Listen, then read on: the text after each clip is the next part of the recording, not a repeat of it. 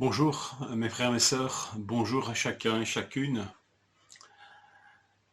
Que la parole de Dieu puisse toucher nos cœurs et nourrir notre foi, notre espérance, notre amour les uns pour les autres. J'aimerais lire avec vous une partie du verset 7 de 1 Corinthiens 8. Mais tous n'ont pas cette connaissance. Le chapitre 8 est concerné à une question qui nous paraît un peu vieillotte, dépassée. C'est les viandes sacrifiées aux idoles. Pour le contexte de l'époque, c'était une grande question. La boucherie était, à Corinthe, souvent un temple dédié à un dieu.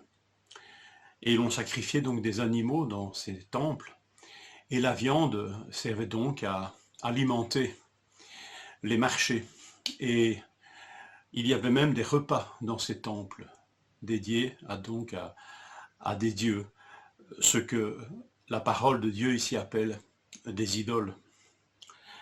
Alors, cette question n'était pas sans poser des problèmes à Corinthe. Mais ce que je retiendrai ici, c'est que l'apôtre nous dit que tous n'ont pas cette connaissance. Quelle connaissance? Mais que les idoles ne sont rien en fait.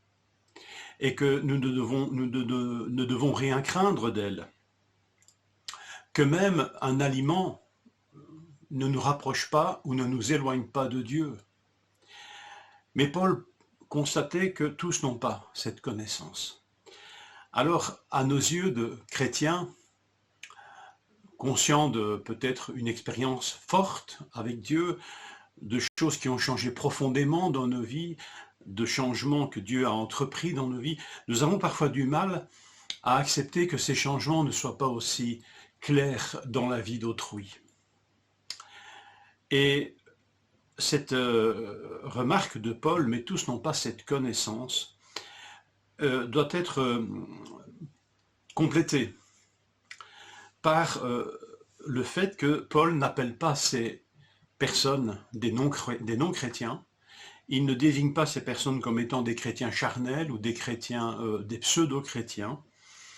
Il dit ceci: ainsi à cause, verset 11, ainsi à cause de ta connaissance, le faible ira à sa perte, ce frère pour lequel Christ est mort. En péchant ainsi contre les frères et en blessant leur conscience qui est faible, c'est contre Christ que vous péchez. Alors il nous faut peut-être intégrer cette idée forte que la conversion à Christ, que réaliser que Christ est mort pour nos péchés, n'induit pas chez tout le monde les mêmes changements radicaux. Ça ne veut pas dire ici que ces chrétiens qui n'étaient pas encore au clair par rapport à la réalité des idoles ne devaient pas changer. Ils allaient probablement le faire, mais c'était une question de temps et une question aussi peut-être d'exemple des frères et sœurs qui, eux, avaient déjà compris ces choses. Plutôt que d'être leurs juges, ceux-ci auraient dû être leurs grands frères, leurs grandes sœurs dans la foi, les aidant à progresser dans une connaissance qui était encore pour eux imparfaite. Alors c'est une toute autre attitude. Pourtant, nous avons nous-mêmes parfois cette fâcheuse tendance à juger d'une manière radicale et sans appel des chrétiens qui ne semblent pas avoir encore réalisé certaines choses.